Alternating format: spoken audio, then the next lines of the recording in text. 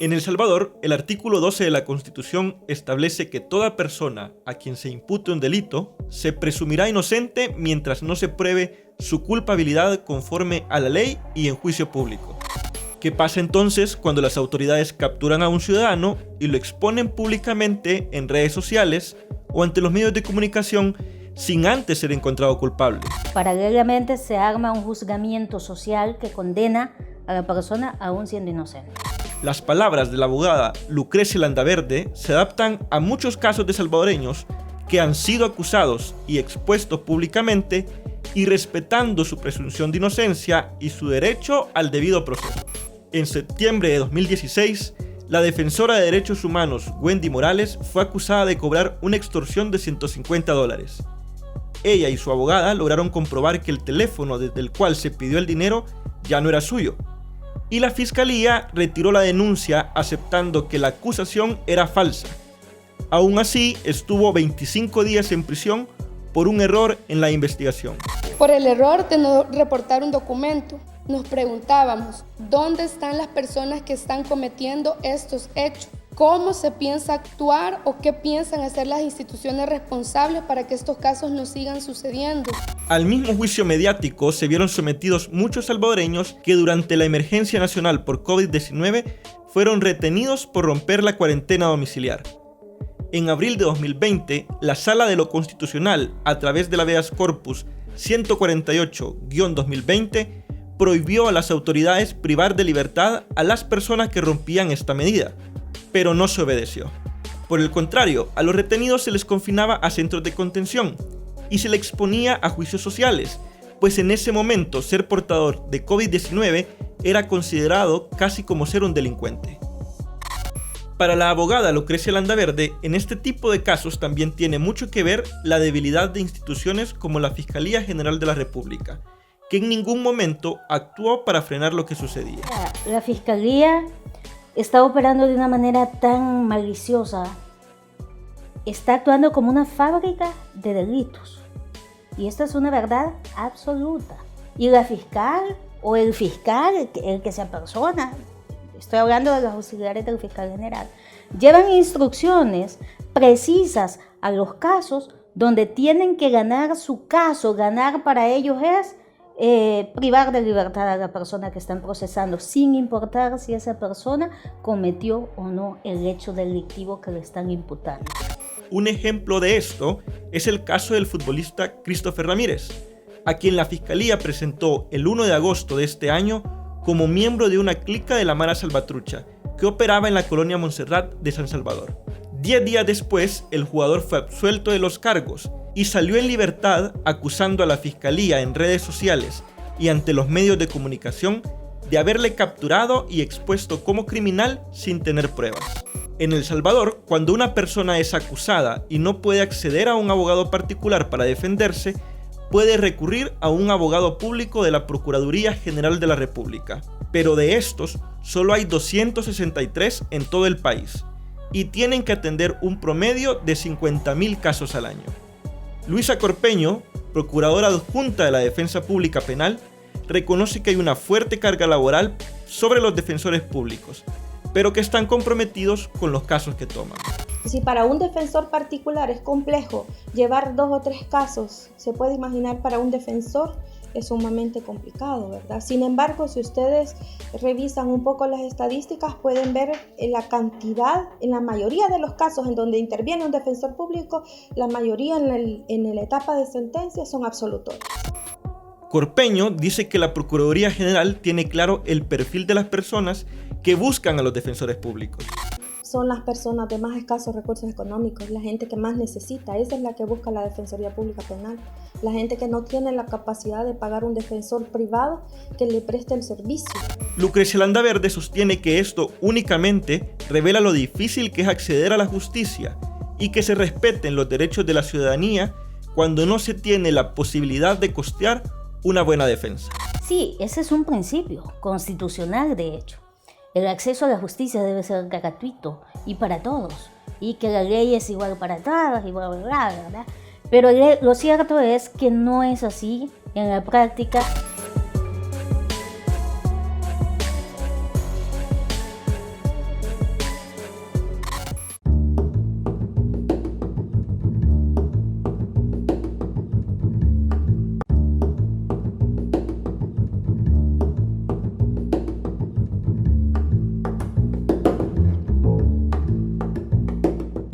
Bueno, estamos en este programa especial de Focos y estamos conversando sobre el derecho a la presunción de inocencia en El Salvador y, por supuesto, las violaciones a los derechos humanos en las que se caen cuando no se cumple este principio de la presunción de inocencia.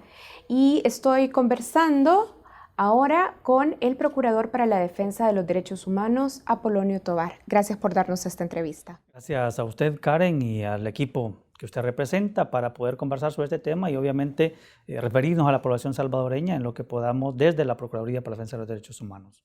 Bueno, gracias, Procurador.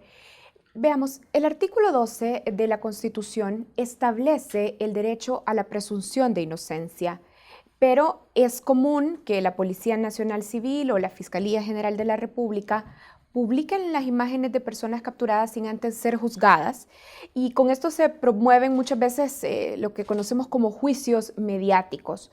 ¿Cuál es la postura de su Procuraduría frente a esta violación de derechos? Bueno, quiero decir que estas conductas o actividades se hicieron más comunes en la anterior administración de la Fiscalía General de la República, en donde se publicitaban ciertos casos para darle una relevancia pública, en donde se decía con anterioridad que ya había un juicio público de condena incluso a las personas. Creemos indispensable que se cumpla, tal y como usted lo ha dicho, con el artículo 12 que contiene el principio de presunción de inocencia, pero también es importante que se cumpla con lo que dice el artículo 11, que se refiere a que nadie puede ser encontrado culpable si no es previo juicio respectivo. Es decir, que se le debe garantizar el derecho de audiencia y defensa. Cuando una persona es detenida porque se le atribuye la comisión de un ilícito, esta persona se debe considerar inocente hasta que una autoridad constitucionalmente establecida determine lo contrario. Esto es, los jueces. Cuando haya una sentencia, que esta sentencia además quede en firme, porque que haya una sentencia en primera instancia no significa automáticamente que ya lo es, sino que se debe agotar la vía recursiva. Esto es, hacer uso de los recursos de apelación e incluso casación para que jueces en jerarquía superior revisen esa resolución, revisen los fundamentos, revisen los medios probatorios y con base a eso determinen si la sentencia ha sido pronunciada con los estándares de legalidad, del debido proceso, de la fuente de prueba, de la forma como se ingresaron los medios de prueba, etc., ¿no? Entonces, nos parece que esa posición de evidenciar los casos públicamente sin que antes se haya iniciado un proceso judicial que determine su culpabilidad no es la mejor forma de proceder. Creemos importante que la población se informe y se le comunique sobre las detenciones que hayan, pero debe hacerse de tal forma que se resguarde y se garantice el principio de inocencia.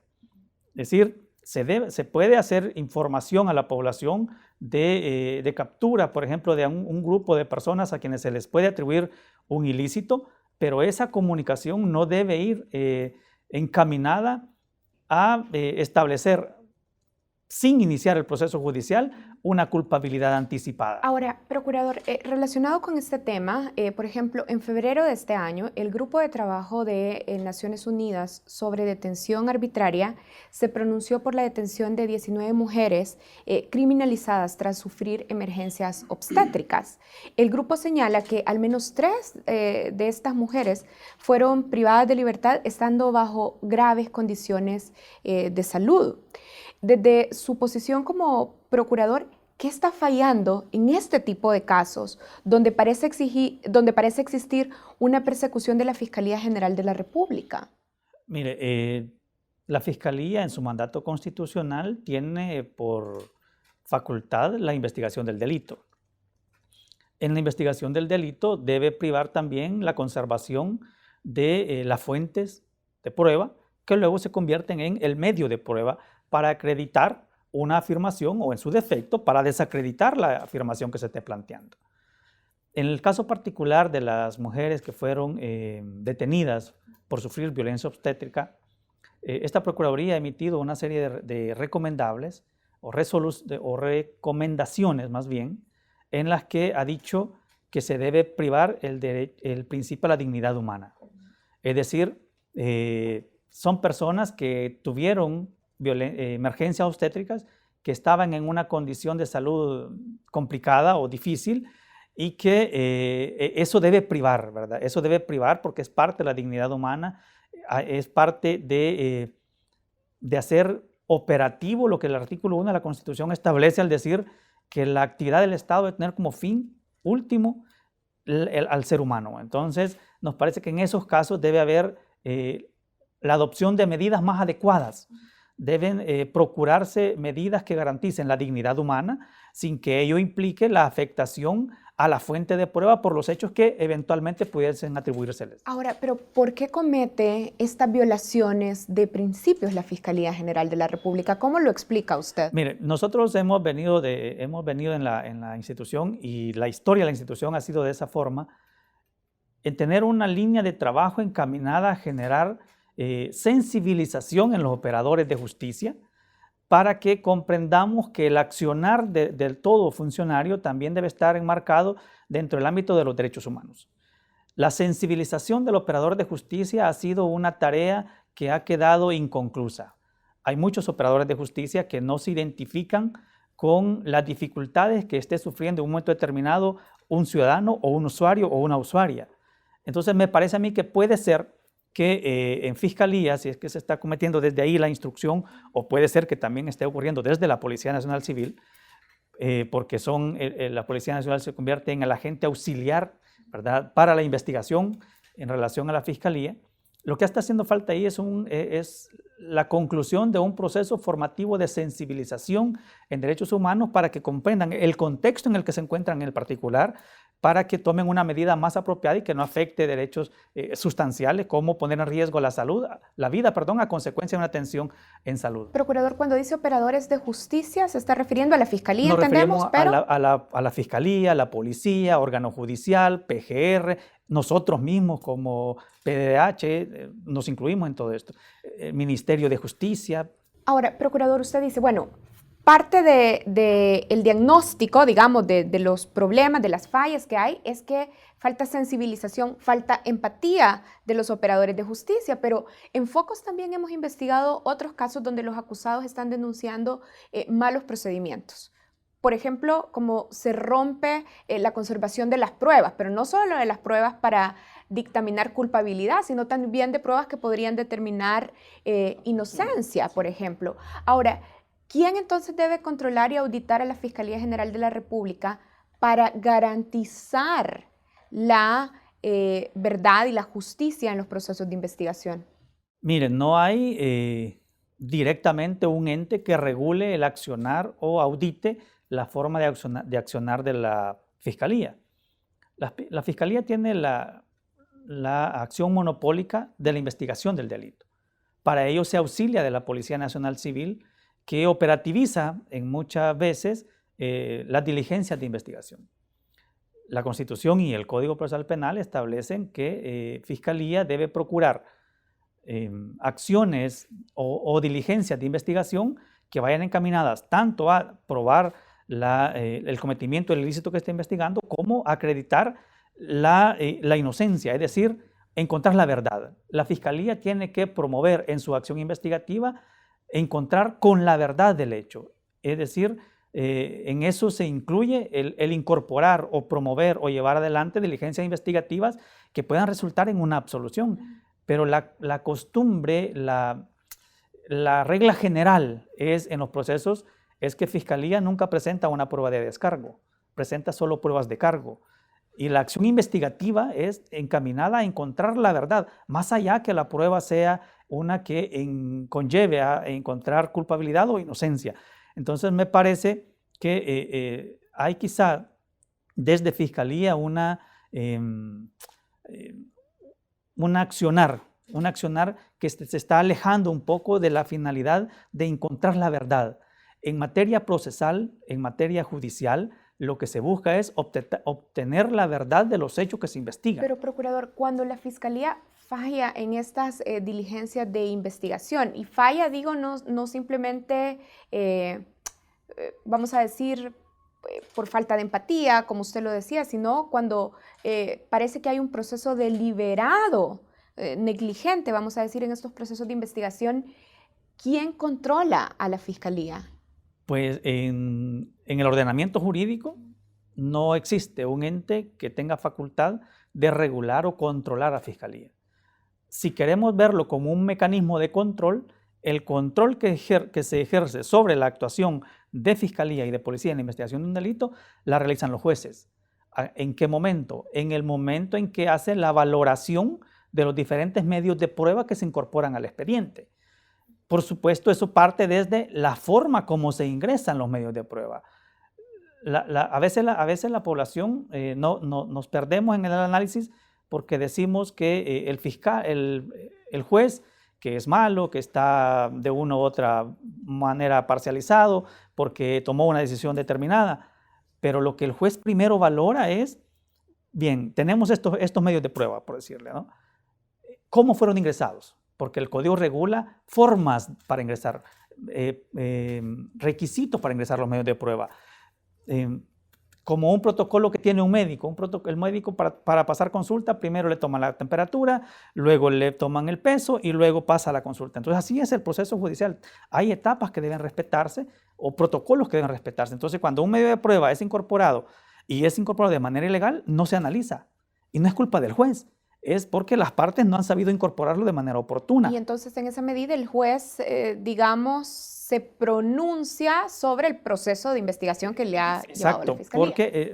Porque vea, también el medio de prueba, la prueba como tal tiene un origen, que es lo que se conoce en doctrina como la fuente de la prueba. Esto es de dónde se origina o cómo se origina. Entonces, en estos casos, la Fiscalía, en auxilio con la Policía Nacional Civil, son los que obtienen los medios de prueba. Una entrevista, una inspección en el lugar, ¿verdad? Esa es la fuente de prueba. Ahora, cuando ya está en el proceso, se convierte en el medio de prueba. ¿Cómo lo incorporamos al proceso? Debe ser por el mecanismo adecuado. Si no se incorporó legalmente o de una forma que la ley prevé, entonces el juez se queda sin herramienta. Y que digamos que si quisiéramos encontrarle un control entonces al accionar de Fiscalía en el proceso investigativo, sería en el momento en que el juez toma una decisión sobre la base de la prueba que tiene admitida de una manera legal. Ahora, procurador, especialistas que consultamos en Focus dentro de este proyecto de investigación nos dicen que la Fiscalía y la Policía piensan más en estadísticas más que en resolver los casos. Desde su experiencia, ¿qué motiva este comportamiento de la Fiscalía y de la Policía? Mire, es un poco complicado tener una apreciación muy puntual sobre lo que consulta, porque uno espera que la institución funcione conforme al mandato que la Constitución le otorga. Pero usted me decía incluso al principio de esta entrevista que veía que había un gran énfasis, por ejemplo, de la Fiscalía desde la administración pasada de presentar los casos a los medios de comunicación. Es correcto, pero le decía que uno espera que funcione de la manera que el mandato lo dice. Sin embargo, hay casos en los que uno advierte que cómo se está haciendo eso. El caso de la presentación de los casos de corrupción, por ejemplo. A mí me parece sano que la población conozca que se está investigando esos casos. Me parece muy sano que se diga que se está investigando a X, Y o Z persona. Pero no me parece sano que a priori se haga una valoración de culpabilidad para que haya una sentencia, digamos, desde la sociedad, cuando el ente rector, la autoridad constitucionalmente configurada para ello, ni siquiera ha llegado a conocer porque no ha llegado la demanda o no ha estado en análisis todavía la denuncia en sede judicial. Entonces, creo yo que es más encaminada las ideas a evidenciar trabajo, ¿verdad? A posicionar una figura, a tomar relevancia como personas en algunos casos, en donde yo he dicho que al final del día lo que debe imperar en el accionar de todo funcionario es el funcionamiento de la institución y no de personas, porque las personas venimos y vamos. Bien, procurador, el informe de derechos humanos del IDUCA del año 2019 revela que entre 2016 y septiembre de 2019 hubo 6.983 personas que pasaron más de año y medio en detención provisional para luego ser absueltas porque finalmente se encontró que eran inocentes. ¿Cuáles deben ser las medidas del Estado para resarcir a estas personas? Mire, yo en esto que aprovecho la pregunta,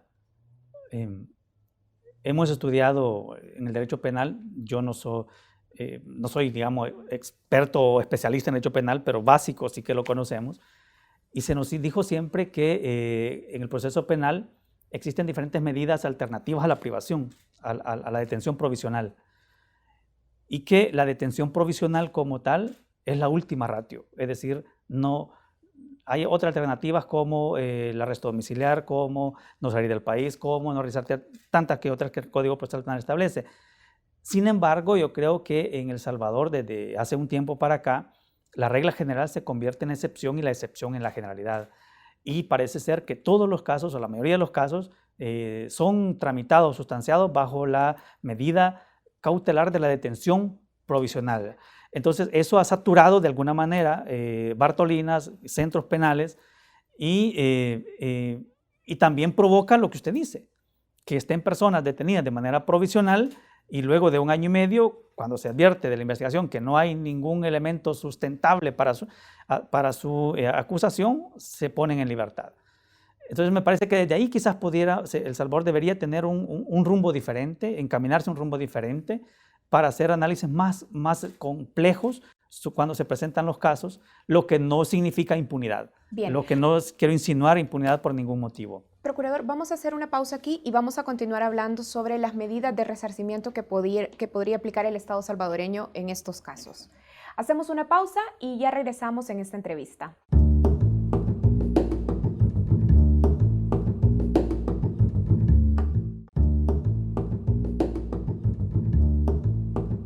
Bueno, mi nombre es Javier Alejandro Cañada Flores, tengo 48 años, soy abogado y notario. Esto empieza en 31 de marzo del 2019.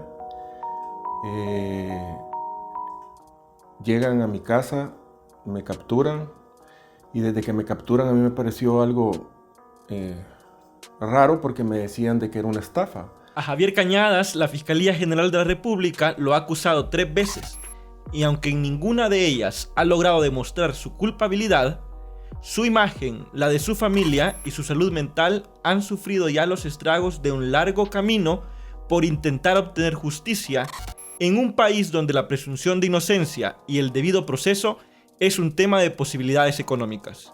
Cuando ya me llevaban en la patrulla, primero le quitaron $20 a mi papá cuando llega la policía y le dice que es para la comida, y mentira, pues, o sea, no me iban a llevar a comer, ¿verdad? Sino que decían de que era para que yo comiera.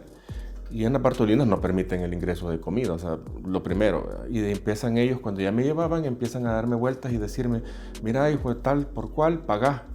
Es una estafa, que vos le has bajado un dinero a una gente. Y empiezan a meterme terror, ¿verdad? De que si no pagaba iban a meterme otros procesos.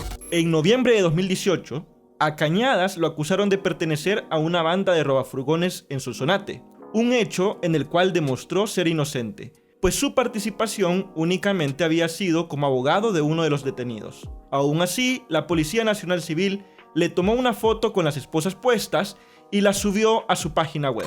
4 meses después, en marzo de 2019, la Fiscalía le gira una nueva orden de captura acusándolo de cometer estafa en la venta de un vehículo en Zacatecoluca. La policía lo sacó de su casa por la noche y lo llevó a dar una vuelta por San Salvador mientras lo amenazaba para que aceptara su culpabilidad. Luego lo llevaron a Bartolinas. Y entonces ellos, los policías, así como riéndose y todo, mire, aquí hay mareros y si nos atacan, aquí lo vamos a dejar, ¿verdad? Y después volvemos por usted. Y todo esto se lo hubiera evitado si hubieras pagado. Durante el proceso judicial en Zacatecoluca, la víctima dice que vio a Cañadas en internet a través de la foto que la PNC había publicado un año antes. Y la Fiscalía lo acusa como estafador, a pesar que en el contrato de compraventa del auto, la fotografía, los datos y la firma del vendedor eran diferentes. Empieza mi calvario, ¿verdad? Porque yo desconocía totalmente qué era lo o sea, quiénes eran las personas, y desconocía cómo era que había llegado mi nombre ahí. Había una denuncia de una persona que tenía la tarjeta y decía que era el propietario, pero que decía que yo se lo había vendido. Pero cuando yo empiezo a revisar el proceso, veo que había una fotocopia de un DUI con el que se había hecho la compraventa, pero no era mi foto, pues, sino que era la foto de otra persona. Cañadas y sus abogados comienzan entonces a descubrir anomalías en los procesos de investigación, tanto de la policía como de la fiscalía. Solicitan una prueba grafotécnica para corroborar que su firma no era la de la compraventa, y en agosto de 2019 logran el sobreseimiento provisional por el proceso en Zacatecoluca. Sin embargo, la fiscalía vuelve a acusarlo por el mismo delito, esta vez en la sede judicial de Santa Tecla. El mismo investigador, Aldo Portillo, me lee otra administrativa de otro caso, en las mismas circunstancias, los mismos hechos, solo que con diferentes nombres de víctimas. Cuando veníamos, me dice él, mira, me dice, ¿por qué no pagás? Y yo, ¿por qué voy a pagarle? Digo, si yo no conozco a esa gente. Pero es que si no pagas te vamos a meter más procesos. En este nuevo proceso, Cañadas y su abogado señalan que la foto del DUI de quien vendió el auto es diferente a la de él, y que además la fiscalía ha perdido un álbum fotográfico del día en el que se dio la supuesta estafa. Todo lo han denunciado a Auditoría Fiscal para que se revise el proceso. Focos pidió una entrevista con el jefe de Auditoría Fiscal, Osmin Marroquín, y con Lucrecia Padilla, jefa de la Unidad Especializada de Hurto y Robo de Vehículos de la Fiscalía General de la República, para conocer su versión sobre las anomalías que denuncia Cañadas. Pero ninguno de los dos aceptó la invitación. Para tomar esta decisión de venir a darle la entrevista y denunciar esto públicamente, fui advertido, ¿verdad? De que en la fiscalía pueden tomar represalias contra mí. Aún con todas las irregularidades, su proceso en el Centro Judicial de Santa Tecla ha pasado a fase de juicio oral. El 16 de septiembre, en la audiencia de presentación de pruebas, Focos buscó hablar con el fiscal del caso, Reni Nieto, pero tampoco quiso dar declaraciones. Solo habló el abogado de Cañadas, Fernando Meneses. El lugar donde se dio la estafa, habían 5 cámaras de videovigilancia que el día de los hechos ellos guardaron los videos.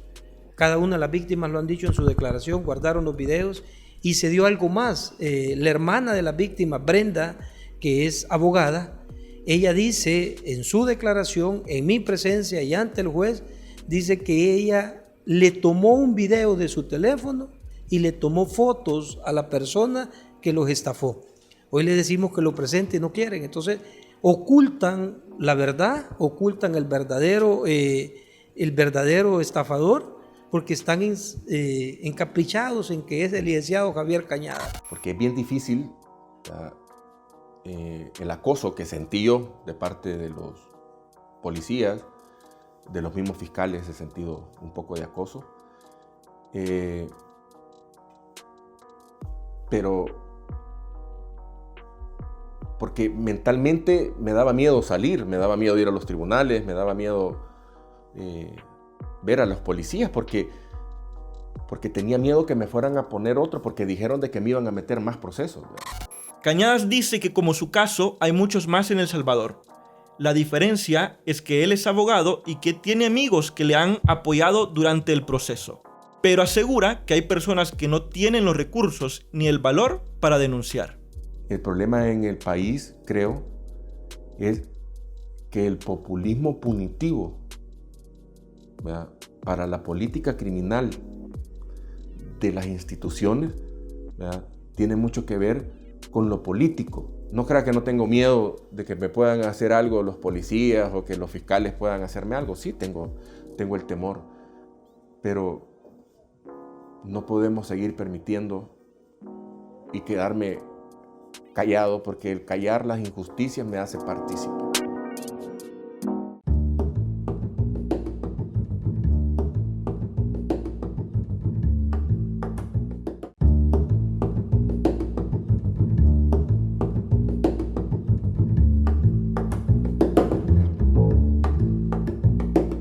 Continuamos en esta entrevista, estamos en el edificio de la Procuraduría para la Defensa de los Derechos Humanos en San Salvador y estamos conversando con el procurador Apolonio Tovar. Procurador, ya en el bloque anterior usted decía que este enfoque de utilizar siempre la medida de detención provisional además ha causado hacinamiento en Bartolinas, por ejemplo, pero al final lo que tenemos es una situación donde se comprueba que estas personas son inocentes, pero han pasado 1 año y medio de sus vidas en detención provisional en Bartolinas. ¿Qué medidas de resarcimiento o de alivio debería de ofrecer el Estado salvadoreño? Bueno, antes de eso yo quiero sustentar lo que antes he dicho también en el informe preliminar que la CICDH presentó el 2019 en su Visiting Loco El Salvador. En su apartado de personas privadas de libertad hace un énfasis en que la saturación o el hacinamiento observado en cárceles, en centros penales y Bartolinas se debe en parte a la aplicación excesiva, digamos, de la detención provisional como medida alternativa, ¿no? Vea, en cuestión de medidas de reparación no hay un catálogo en ninguna normativa que establezca qué debe hacerse. Pero sí es importante que el Estado reconozca el daño que le ha causado a las personas, porque es el Estado, a través de las diferentes instituciones, quien genera el daño cuando se inicia un proceso judicial que no tiene ningún elemento sustentable en el tiempo, ni que no se tiene desde que se inicia el mismo, que conlleve a una segura determinación de responsabilidad. Entonces las medidas pueden variar desde, por ejemplo, una prestación económica, que es el caso que se está discutiendo en el caso de las víctimas del conflicto armado, situaciones de reconocimiento público, de decir nos equivocamos, porque es de humanos errar, ¿verdad? Y es de humanos corregir también y aceptar el error. También pudiésemos estar hablando de, como una medida de corrección al futuro, del compromiso de adoptar cambios en el sistema o en la forma de accionar, de generar compromisos para mejorar los procesos investigativos, en que no implique una afectación a las personas sin que haya una convicción fuerte, por lo menos, del hecho que se le atribuye, ¿no? ¿Y usted dónde cree que viene esta preferencia, voy a decir, del sistema de justicia salvadoreño por buscar siempre como primera medida la detención? Mira, hay varios aspectos. Yo creo que uno de ellos es que tenemos una sociedad violenta, ¿verdad? Eso no lo podemos ocultar. Tenemos una sociedad con índices de violencia altos. Lamentablemente, habemos muchos funcionarios que profundizamos esa violencia en lugar de minimizarla. Tenemos la real existencia de grupos pandilleriles que la Sala Constitucional ha declarado como grupos terroristas. Entonces, la existencia de todos esos elementos en sociedad, de alguna manera, limitan en el órgano judicial que se tomen decisiones encaminados a utilizar más las medidas alternativas a la privación de libertad, por el temor de poner en libertad a una persona que la sociedad tilda de o estigmatiza a. Entonces, eso creo yo que es una de las situaciones que puede estar influyendo. Y lo otro es, hay que decir las cosas tal cual, lo otro es la comodidad, la falta de un análisis profundo, serio, responsable, desde el momento en que se inicia una investigación hasta el momento que se toma la primera decisión ya en el ámbito judicial. Ahora, la Sala de lo Constitucional ya ha dictado medidas que deberían de orientar al Estado salvadoreño a disminuir el hacinamiento en el sistema carcelario salvadoreño. ¿Considera que hasta hoy los gobiernos de turno han cumplido con estas normas, con este ordenamiento constitucional? Me parece que no, porque el número de personas privadas de libertad continúa alto. La población que está en centros penales sigue sobrepoblada. Con frecuencia se advierte de Bartolinas en sedes policiales que están saturadas. Entonces, quizás no se está cumpliendo eso, ¿no? No es solo culpa de los gobiernos, me parece a mí. Es también producto de esa sociedad convulsionada que tenemos, ¿verdad? También creo que la población debe asumir un rol de convivencia un poco más pacífica. Después de los acuerdos de paz, lamentablemente, la violencia social se ha aumentado Y creo que en eso tenemos responsabilidad todos los ciudadanos, desde el momento que no respetamos un parqueo, nos discutimos por un parqueo, nos discutimos por quién llegó primero a la tienda, por quién va a pasar primero a la caja, nos discutimos en una cola que se está haciendo para la compra de alimentos, de medicamentos. Entonces, todas esas cosas sumadas, más la tensión de una pandemia como la que ahora tenemos, sumada a los problemas personales que andamos llevando, juntas hacen explotar esa violencia que tenemos, ¿no? Entonces también es parte de la misma naturaleza del ser humano, y el salvadoreño, yo siempre he pedido que prioricemos el diálogo, prioricemos la conversación sana, el diálogo democrático para encontrar la solución a los problemas. Procurador, organismos internacionales de derechos humanos, por ejemplo la CIDH, luego de su visita in loco el año pasado a El Salvador, han condenado enérgicamente las condiciones inhumanas dentro de los centros penales salvadoreños. En marzo de este año, usted declaró que, por ejemplo, no estaba en contra del estado de emergencia en las cárceles, pero sí de la manera en la que se estaba realizando, e incluso el presidente Nayib Bukele lo acusó a usted de ser defensor de criminales por esta declaración. ¿La administración Bukele garantiza el respeto de los derechos humanos en las cárceles salvadoreñas? Mire, lamentablemente la administración del señor Nayib Bukele, yo he dicho la semana pasada que no está comprometida con el respeto de los derechos humanos. Y lo digo porque si hay una campaña, hay un programa de ataque a la institución que represento, de ataque constante a la Procuraduría, al trabajo noble que se realiza desde acá y al titular, por supuesto, desde ahí podemos concluir que las otras áreas no se están respetando.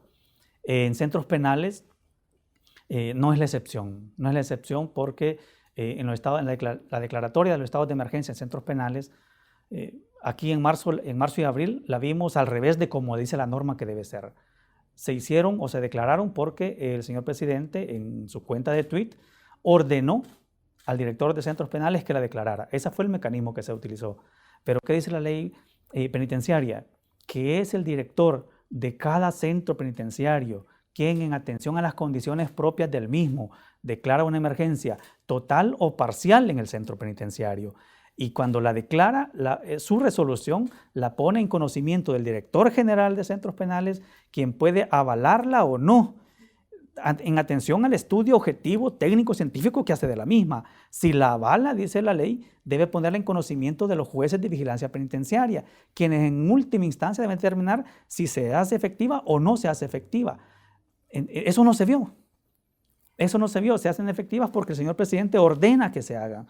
Entonces, ¿por qué yo dije que no estaba en contra del estado de emergencia? Primero, porque está regulado en la ley, ¿verdad? Y segundo, porque puede ser una medida que lleve a combatir un problema que esté generándose en un centro penal. Pero la forma no era la correcta. La legislación no le da la facultad al señor presidente de ordenar que se decrete un estado de emergencia. Es al revés que se dan las cosas.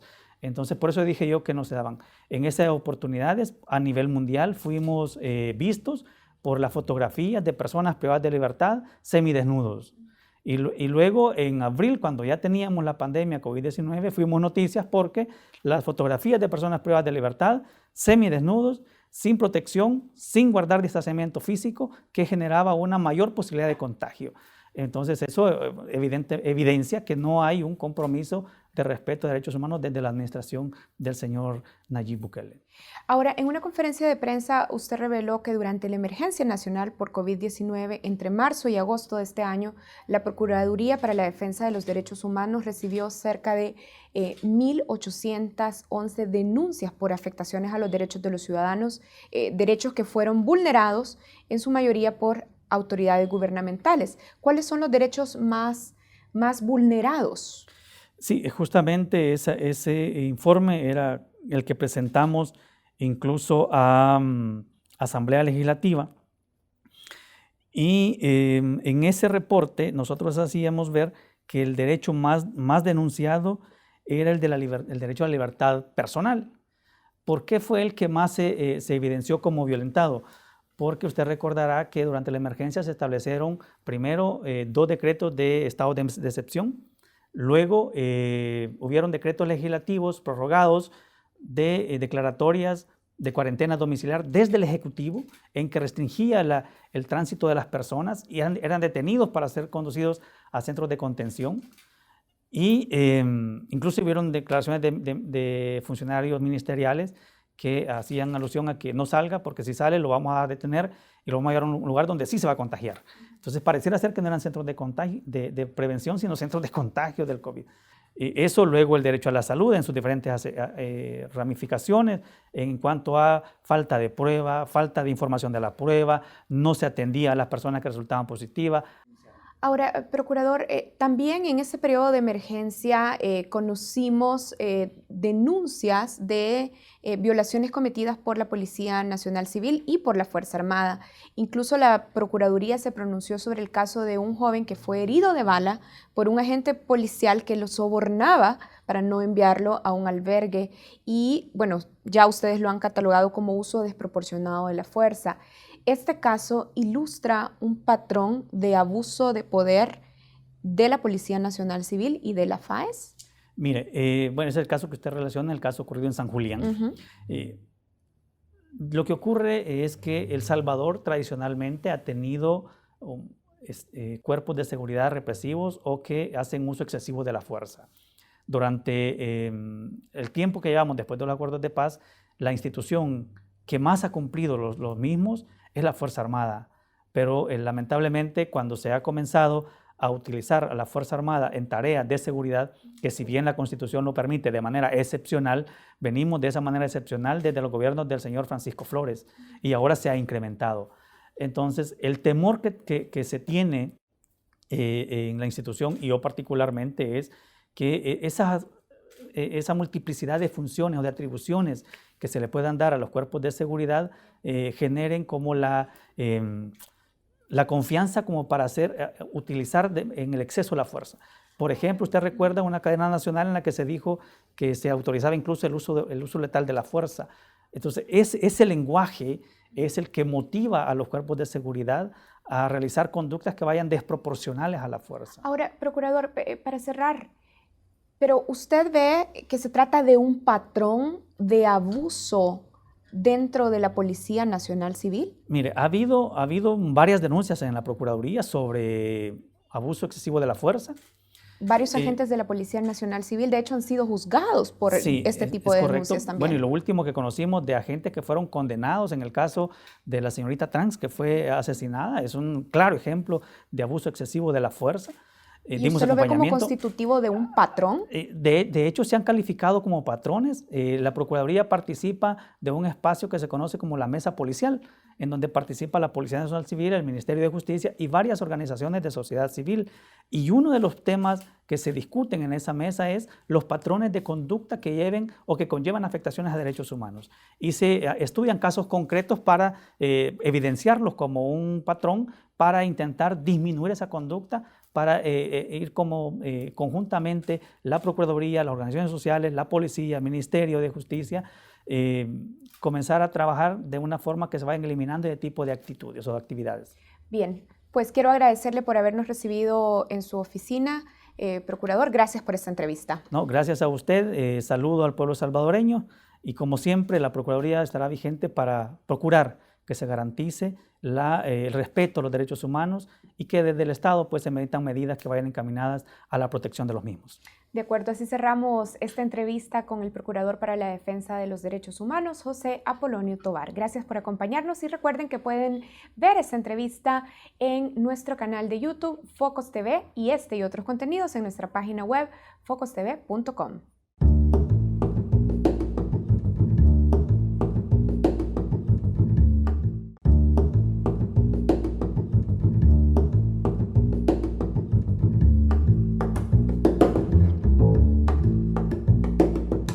Bienvenidos al espacio internacional de Focos.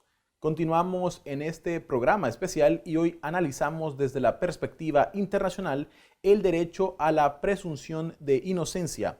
Para ello conversamos con Leonor Arteaga, abogada de la Fundación para el Debido Proceso. Bienvenida a Focos, Leonor. Gracias por atender nuestra invitación. Muchas gracias por esta invitación y por la oportunidad de compartir un tema tan importante que nos atañe a todos y todas. Bien, para comenzar, ¿qué tan común es que se viole el derecho a la presunción de inocencia en los países de nuestra región? ¿Qué otros derechos se vulneran también comúnmente cuando una persona está en un proceso judicial? Es bastante común, ¿no? En la región hay prácticas muy arraigadas en las fiscalías y en las policías de, por ejemplo, mostrar ante los medios de comunicación a una persona y etiquetarla como culpable de un delito en el momento mismo en que se le detiene, ¿no? Incluso antes, cuando simplemente ha sido acusada. También hay otros derechos que suelen violentarse y que están conectados con la presunción de inocencia, y es la falta de una adecuada defensa, ¿no? Todas las personas, al momento que se nos acusa de un crimen, también tenemos derecho a tener una defensa técnica efectiva, es decir, una defensa por un abogado o abogada, ya sea privado, pagado por nuestros recursos, y si no, un abogado o abogada del Estado, ¿no? Es decir, así como hay un fiscal, una fiscal que acusa, debe haber un abogado o abogada defensor que trate de demostrar o que pueda presentar pruebas sobre la no culpabilidad de una persona. En nuestro país hemos visto en los últimos años de manera muy preocupante cómo los espacios para que haya una defensa efectiva se han ido cerrando. Hay poco diálogo entre abogados defensores, que los abogados públicos, es decir, del Estado en El Salvador, son los abogados y abogadas de la Procuraduría General de la República, y a estos y estas cada vez se les ponen más trabas para que entren en contacto con las personas privadas de libertad, con las personas acusadas. No hay espacios de privacidad para esa asesoría de estos abogados y abogadas con las personas acusadas, ni en los espacios policiales conocidos como Bartolinas, ni mucho menos en los centros penales, donde cada día hay más restricciones. ¿Qué opinión tiene la Fundación para el Debido Proceso sobre este tipo de litigios que han llegado hasta estas últimas instancias? La sentencia a Agapito Ruano es una muestra de un problema bastante extendido en El Salvador y en la región, ¿no? Y es que una persona que ha sido... lo que pasó con Agapito Ruano es que era una persona que fue capturada por la policía por supuestamente cometer un delito. Durante su captura se le torturó, se le dieron malos tratos. El abogado defensor, en este caso de la Procuraduría General de la República, no hizo nada en relación con esta tortura, ¿no?, que su cliente, su defendido había sufrido. Y la Fiscalía finalmente condenó buscó que se condenara a esta persona basado en una prueba, en un tipo de prueba que es muy frágil y muy usada en El Salvador, que es lo que conocemos como un testigo criteriado. Y la Corte Interamericana de Derechos Humanos fue muy clara en la sentencia de Agapito Ruano y le hizo un llamado muy fuerte a El Salvador, especialmente a la Fiscalía. Le dice que un testigo criteriado no puede ser la única prueba para condenar, para acusar y condenar a una persona por un delito. La prueba testimonial es muy frágil, y mucho más cuando se trata de una persona que tiene un interés o alguna participación en el delito. Y en El Salvador, más del 80% de los casos, sobre todo los casos relacionados con terrorismo, que es el delito por el cual se detiene a la gran mayoría de personas que supuestamente pertenecen a pandillas. En este delito, que es el 80%, en el 80% de estos casos, la prueba reina es el testigo criteriado. Entonces, ¿qué dijo la Corte Suprema, la Corte Interamericana? Un testigo criteriado solo puede ser válido si su testimonio es coincidente, coherente con otras pruebas en el proceso. Es decir, si hay más elementos dentro de un proceso penal que corroboran, ¿no?, lo que este testigo criteriado está diciendo, entonces su testimonio puede ser válido. De lo contrario, condenar a una persona solo por lo que señaló alguien que también está involucrado en el delito y que está buscando librarse de responsabilidad no es válido. Bien, y finalmente, en El Salvador es común que instituciones como la Fiscalía y la Policía publiquen en redes sociales fotos de los capturados y los acusados de delitos. También ocurre esto en otros países, y si se violan leyes o normativas al hacerlo. Si es así, ¿cuáles? Esta también es una práctica muy extendida en toda América Latina. Las autoridades tratan de mostrar efectividad, de dar una idea de efectividad presentando a las personas que han sido capturadas, ¿no? Y cuando estas personas son liberadas, se genera una sensación de inseguridad, de fracaso, y hay muchos reclamos, ¿no? Por lo cual defender que los procesos deben darse respetando garantías de presunción de inocencia es un tema poco popular, ¿no? Contracorriente. Pero ¿qué pasa? Bueno, el reclamo ciudadano porque haya justicia es válido, es válido. Todas las personas tienen, digamos, tienen el legítimo derecho de reclamar que las instituciones de justicia funcionen. Pero ¿qué pasa? Primero que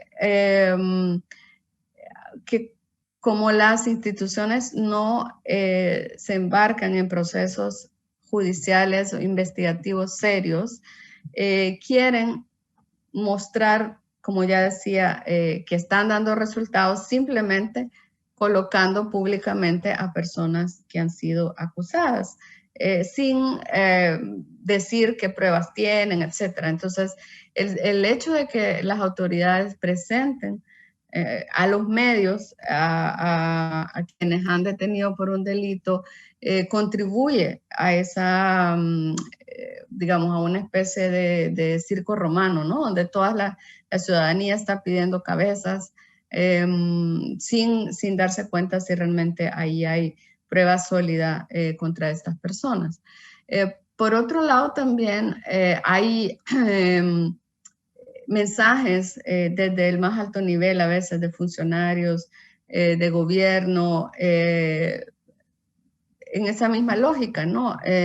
Acusando a los jueces por liberar personas y diciendo que estos y estas son responsables de la criminalidad, cuando en realidad la criminalidad obedece a múltiples factores. Entonces, es importante que la ciudadanía sepa que no es correcto presentar mediáticamente, públicamente a una persona como culpable solo porque ha sido detenida, porque sigue siendo inocente por ley. Y segundo, que no siempre que se libera a una persona por un delito es simplemente porque los jueces están favoreciendo la criminalidad, sino que muchas veces tiene que ver con que las pruebas y las investigaciones son débiles y no se han llevado a cabo, digamos, usando, por ejemplo, pruebas científicas y todas las pruebas que con solidez podrían determinar realmente si una persona es culpable o no. Bien, muchísimas gracias, Leonor. Gracias por acompañarnos. Muchas gracias a ustedes por la invitación. Un saludo a todos y todas. Bien, así concluimos nuestro espacio internacional y así también cerramos esta emisión especial de Focos. Para poder verla, puedes ir a focostv.com. Gracias por acompañarnos y buenas noches.